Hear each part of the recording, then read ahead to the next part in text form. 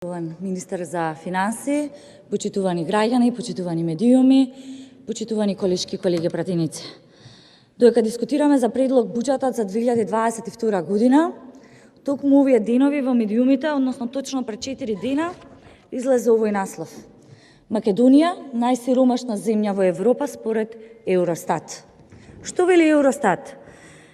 Кој што е задолжен за да го мири процентот за сиромаштија преку неколку параметри. Тие во своето истражување констатираат поразителни бројки за македонските граѓани. Најголем дел, почитувани колешки и колеги, граѓаните во Македонија не може да си дозволат ни 3 основни артикли, како што се плаќање сметки, купување месо или риба, нов телефон, машина за перење или автомобил. А патување надвор од дома само во еднаш во неделата е луксус. Евростат констатира дека Македонија има најлоша стапка во Европа. Македонија е најсиромашна земја во Европа. Ова не е буџет за жал кој што ќе намали сиромаштијата, туку напротив е буџет кој што верувам дека дополнително ќе придонесе за да порасне сиромаштијата. Бидејќи оваа влада и овој буџет нема визија како да се избори со истата. Буџетот, како што кажавме во неколку наврати, и тоа го подкрепивме со факти и аргументи, е неразвоен. Истиот е креиран без концепти и нема јасна визија, а и тоа како е далеку од одржливи политики. Имено, оно што за жал можам да го констатираме дека и пред донесувањето на овој буџет ни беше наговестено, еве сега и го видовме пред само неколку дена дека, за жал, на барање на владата прогласивме 3 кризни состојби во Македонија.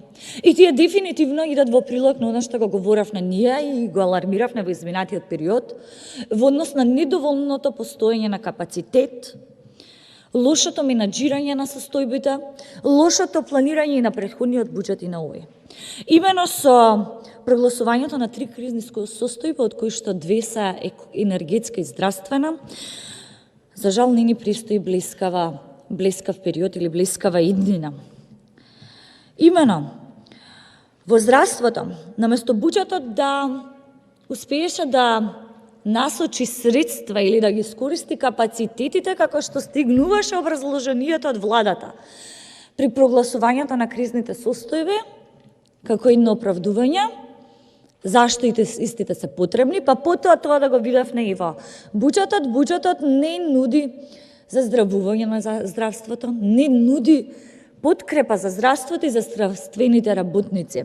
Се плашам дека како овој буџет, така и кризната состојба на крај ќе не доведе повторно да гледаме сомнителни тендери и пуштање на модуларни болници, каде што луѓето кои што одат да се заштитат себе си сопственото здравје, ние за жал ќе сведочиме за како истите ги губат човечките животи и како нема одговорност за она што се случува. Или пак во делот на енергетиката. Не можеме да не поврзаме енергетската криза заедно со овој буџет. Буџетот не нуди заштита на граѓаните и на стопанството во делот на енергетската криза. И истиот, за жал, нема да не изнесе од истиот, да не изнесе од истата. Туку напротив, останува впечатокот дека и овој буџет е скроен за тесни бизнис интереси, дека нема да помогне на граѓаните, нема да помогне на стопанството, но многу интересно, во енергетиката ќе следиме интересни инвестиции, односно како директорите кои што се задолжени, односно директорот кој што е задолжен за менаџирањето на енергетската криза, истиот совршено ќе ги преточи своите менаџерски способности во купување на дуќан во Искејт. Оно што најмногу загрижува, почитувани колешки, почитувана македонска јавност, е што кога гледаме до какво фиаско оваа влада ја донесе државата и до каква сиромаштија ги изложи граѓаните, а притоа сите случаеви во Македонија не се проследени со една објективна истрага, За жал, оно што можеме да сведочиме во наредниот период е дека одговорноста најверојатно повторно нема никој да ја побари, нема да има.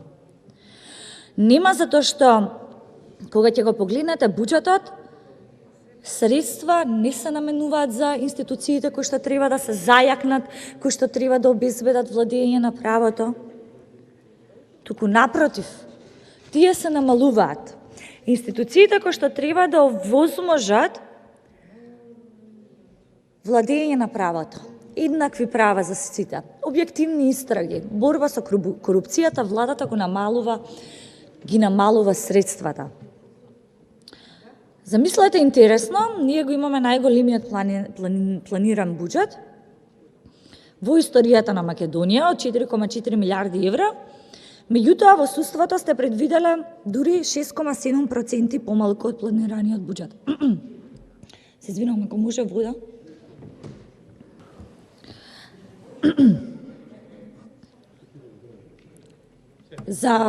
Да, благодарам. Благодарам, Давид.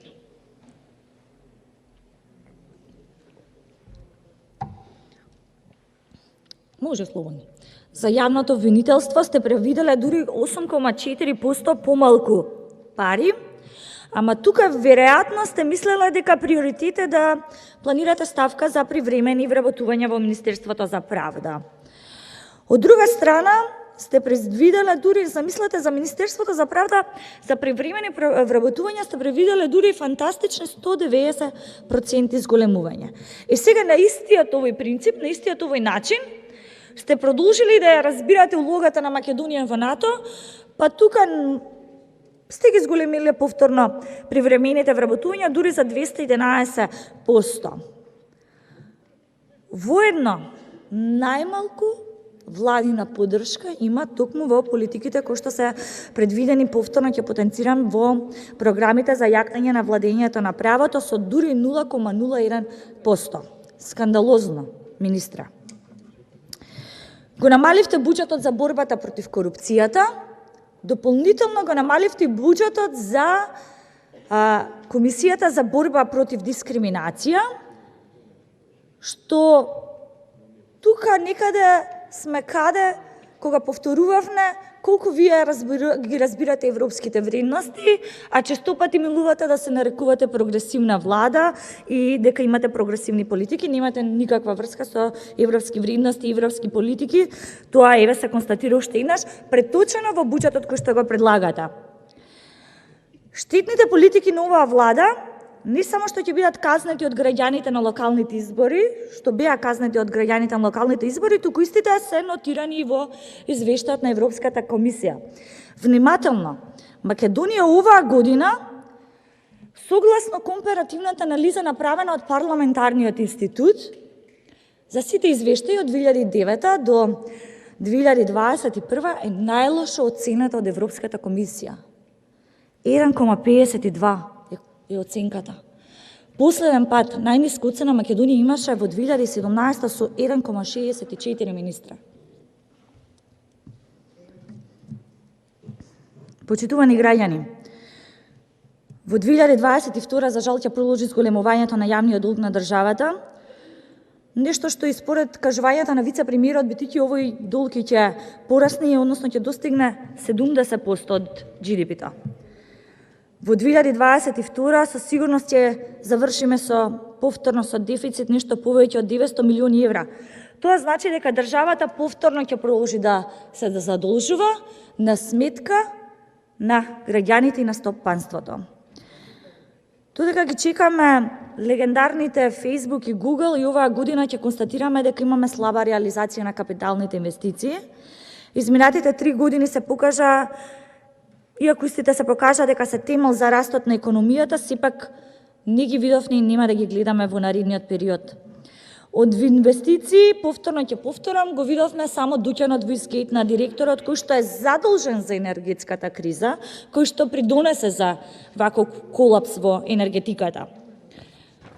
И се разбира економските генијалци предводени од премиерот во заминување, кои што ја доведува Македонија до економското фијаско, не само што ги кратат средствата за економски инвестиции, туку испеа само во последните неколку месеци да раскинат договори со странски инвеститори.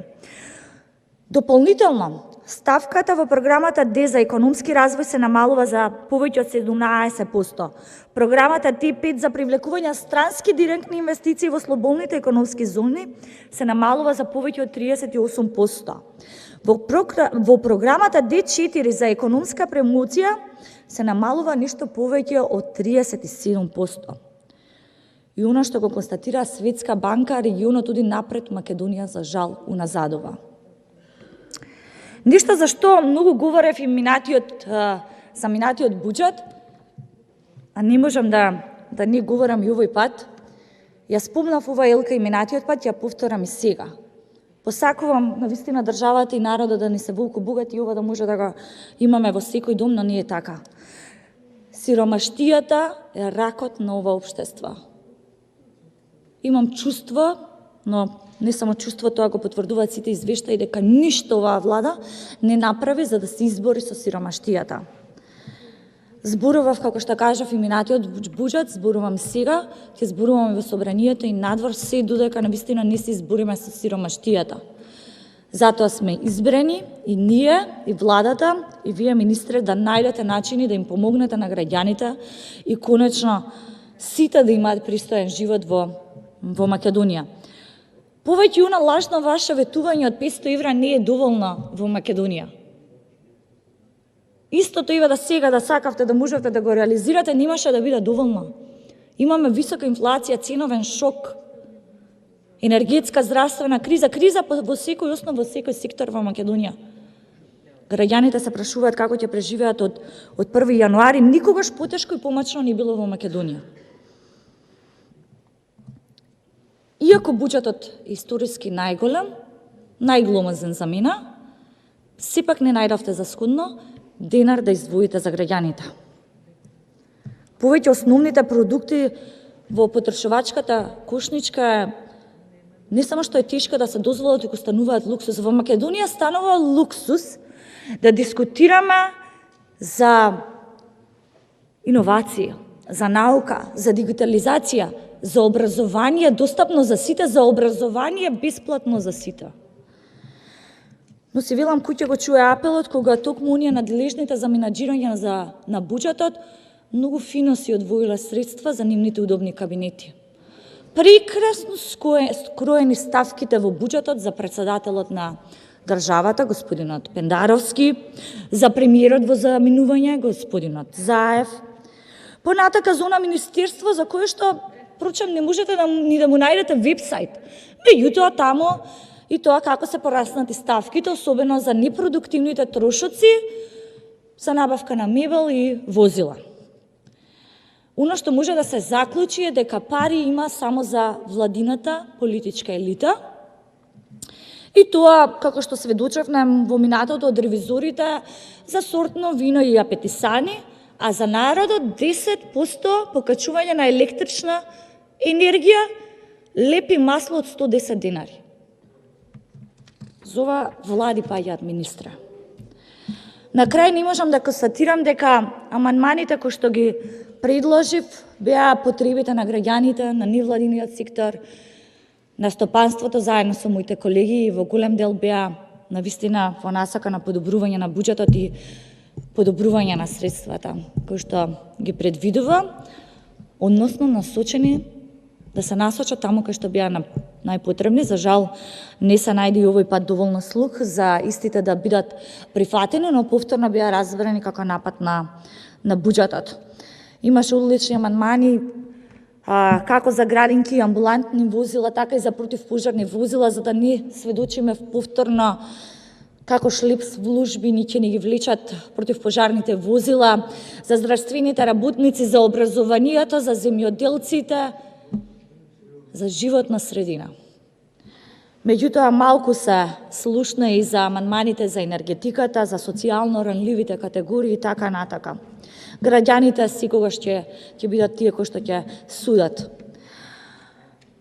На крај, оно што можам да го заклучам, Тоа го кажав и на Комисијата за одбрана и безбедност кога дискутиравме за прогласувањето на кризите.